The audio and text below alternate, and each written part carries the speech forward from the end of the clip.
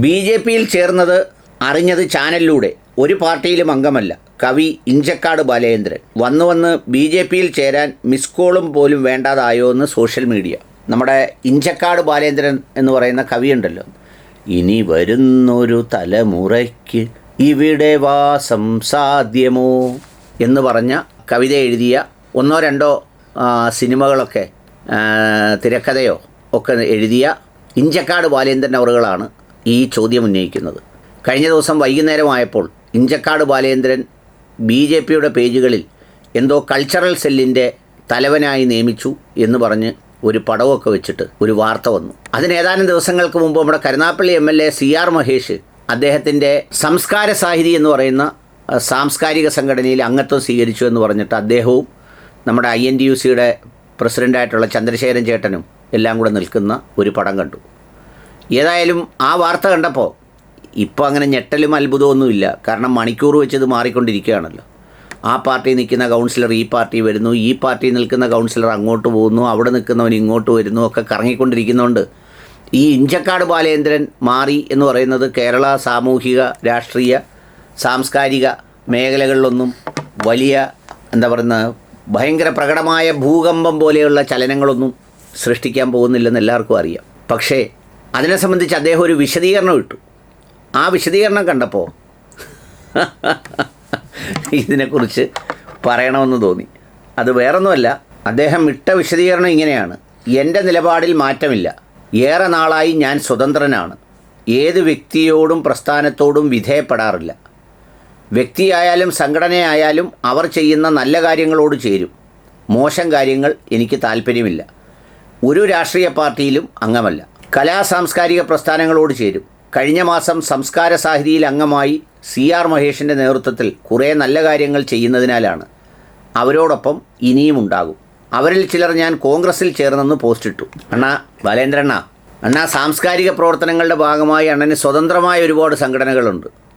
ഏതെങ്കിലും പ്രത്യയശാസ്ത്രത്തോട് അല്പം മാത്രം അടുപ്പമുള്ള അല്ലെങ്കിൽ മാറി മാറി വരുന്ന അധികാര സർക്കാരുകളോട് ചേർന്ന് പോകുന്ന സാംസ്കാരിക സംഘടനകളെയാണ് നമ്മൾ സ്വതന്ത്ര സാംസ്കാരിക സംഘടനകൾ എന്ന് പറയുന്നത്. സംസ്കാര സാഹിതി എന്ന് പറയുന്നത് C.R. മഹേഷ് അതിൻ്റെ ചെയർമാനായാലും അല്ലെങ്കിലും അത് കോൺഗ്രസിൻ്റെ ഒരു പോഷക സംഘടനയാണ്. അതറിയാൻ വയ്യാത്ത ആളൊന്നുമല്ല ബാലേന്ദ്രൻ. പിന്നെ അതുപോലെ തന്നെ ഏതാനും ദിവസങ്ങൾക്ക് മുമ്പ് B.J.P. ജില്ലാ പ്രസിഡന്റ് രാജി എന്നെ കണ്ട് സിനിമാ നിർമ്മാതാവ് സുരേഷ് കുമാറിൻ്റെ നേതൃത്വത്തിൽ കൾച്ചറൽ വിഭാഗം ആരംഭിക്കുന്നെന്നും ഞാൻ അതിനൊപ്പം വേണമെന്നും പറഞ്ഞു. വരാമല്ലോ എന്ന് പറഞ്ഞു. അപ്പോഴും പറഞ്ഞു രാഷ്ട്രീയ പ്രവർത്തനം ആഗ്രഹിക്കല്ലേ എന്ന്. ഒരു പദവിയും ആഗ്രഹിക്കാത്ത എന്നെ കൾച്ചറൽ സെൽ കൺവീനറാക്കിയെന്ന് ഞാൻ വാർത്ത ചാനലിലൂടെയാണ് അറിഞ്ഞത്. B.J.P.യിൽ ചേർന്നെന്നും ഈ 72-ാം വയസ്സിൽ എനിക്ക് വിവാദങ്ങൾ സഹിക്കാൻ താല്പര്യമില്ല. വെറുപ്പും ഭയവും ഇല്ലാത്തൊരു ലോകക്രമം അറിവിലൂടെയും സ്നേഹത്തിലൂടെയും സാധ്യമാക്കുക, അത് ലക്ഷ്യമിടുന്ന സാംസ്കാരിക പരിപാടി പ്ലാനുണ്ടെന്നും ഞാൻ കേരളത്തിലെ പ്രമുഖ രാഷ്ട്രീയ നേതാക്കളോട് സംസാരിച്ചിട്ടുണ്ട്. M.A. Baby, Chittayam Gopakumar, C.R. Mahesh, P.K. Usman, Kovoor Kunjumon എന്നിവരോട്, കുമ്മനം രാജശേഖരൻ, രാജീവ് ചന്ദ്രശേഖർ എന്നിവരോട് അവ വിശദമാക്കിയിട്ടുണ്ട്. കക്ഷിക്കും വ്യക്തിക്കും അപ്പുറം പൊതുമനുഷ്യരുടെ നന്മ നിറഞ്ഞ ലോകം ആശിക്കുന്നു. കവിതയും സിനിമയും പാട്ടുമായി ഇനിയും ഞാനിവിടെ ഉണ്ട്. ഈ പറഞ്ഞതൊന്നും ഒരർത്ഥത്തിൽ പറഞ്ഞാലില്ല, ചില പുതിയ കാലത്തെ കവികളുടെ കവിത പോലെയാണ് അണ്ണൻ്റെ ഈ എഴുത്ത്. ഇതൊരുമാതിരി ജ്ഞാഹു എഴുത്താണ്.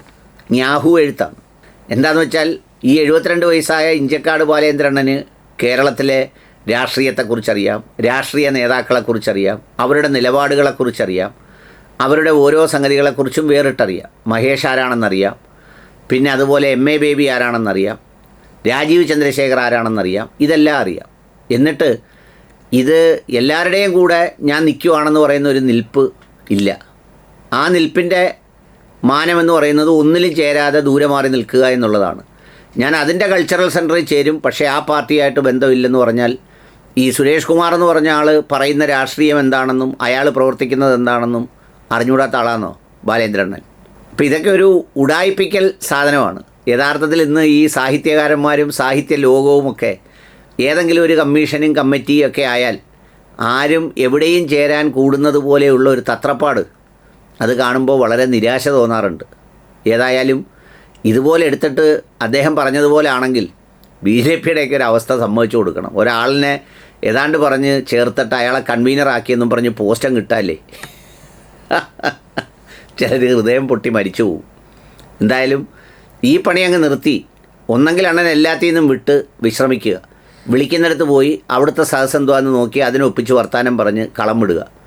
അതല്ലാതെ അവിടെയുണ്ട് ഞാൻ, ഇവിടെയുണ്ട് ഞാൻ, അവിടെയുണ്ട് ഇവിടെയുണ്ട് അവിടെയുണ്ടെന്ന് പറഞ്ഞാൽ അങ്ങനെ ഒരു വസ്തുവിനെയും ഈ ഭൂമിയിൽ സൃഷ്ടിച്ചിട്ടേയില്ല ദൈവം പോലും.